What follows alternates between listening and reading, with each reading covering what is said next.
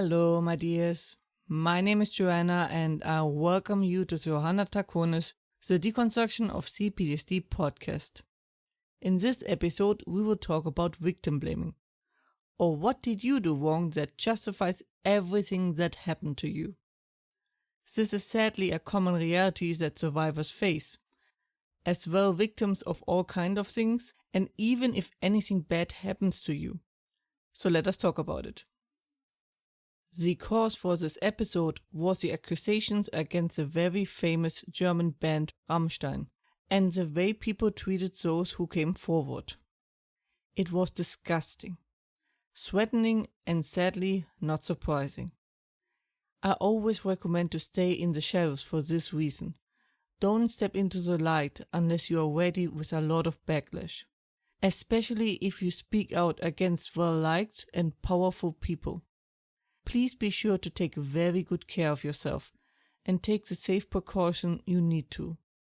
But this also made me aware that we never spoke about this topic, which makes it long overdue.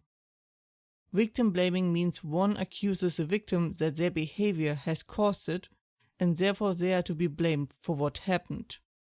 There are many famous examples, like short skirts, flirting, walking, going somewhere, helping, existing, and so on.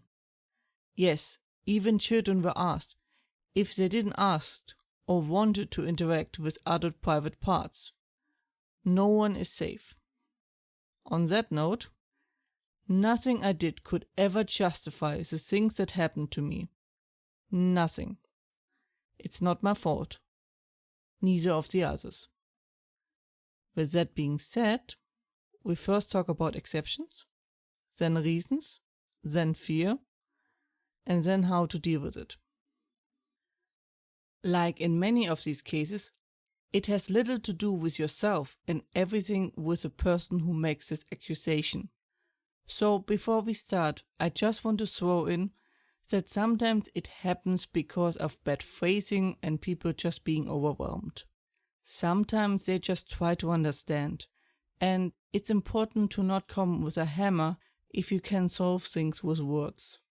If you tell them, I walked down the street and then I just got punched in the face, then people will wonder how this came to be, as this isn't what usually happens.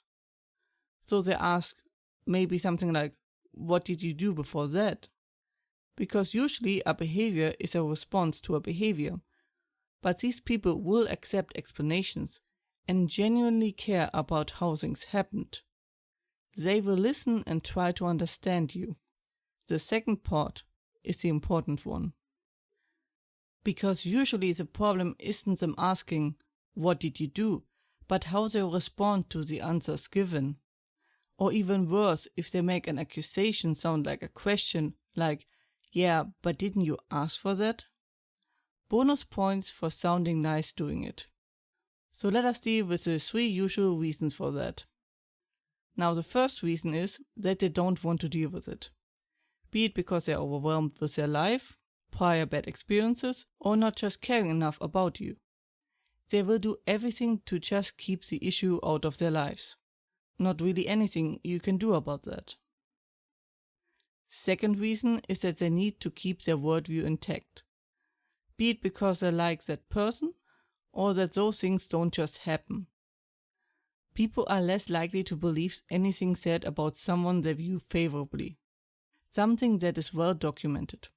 You need a lot of evidence to convince them, if that is enough in the end. It's truly an uphill battle. Many people believe in an universal justice system of wrong and right. Having this challenged by new information will make them reject that new information.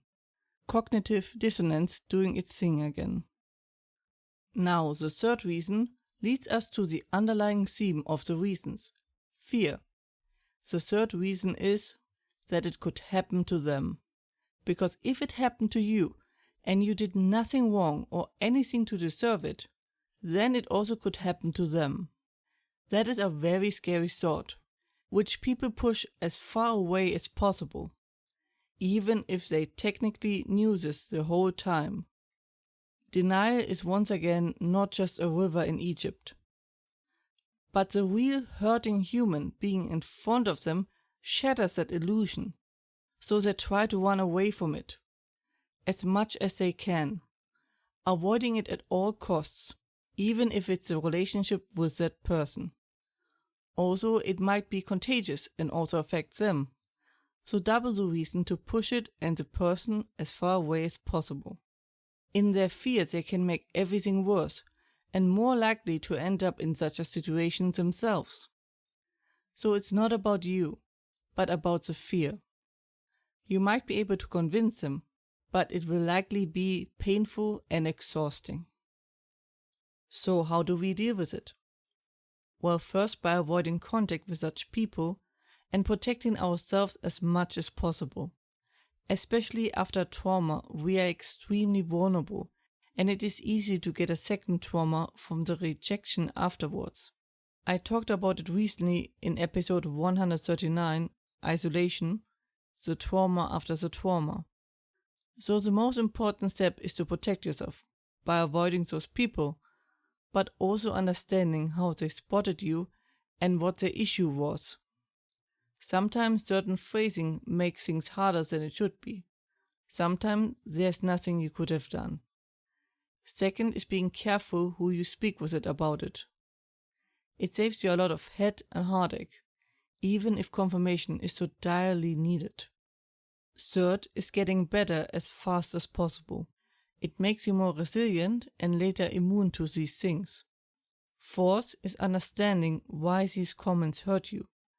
The feeling of rejection, isolation, and failed trust is deeply hurtful. Fifth is understanding that it has nothing to do with you, and all with them. People usually project their feelings, thoughts, and character onto other people. It says more about them than it does about you. That was it for today's episode. I hope you found it helpful. Hope you are safe and well. And, as always, if you have any questions or feedback and the like, please let me know at contactme@johannatakonis.com. More information and transcript you can find, as usually, under johannatakonis.com, and links are in the description. You can also find me under @johannatakonis on YouTube, Twitter, and Instagram. I hope to see you next time. Watch yourselves and have a wonderful time.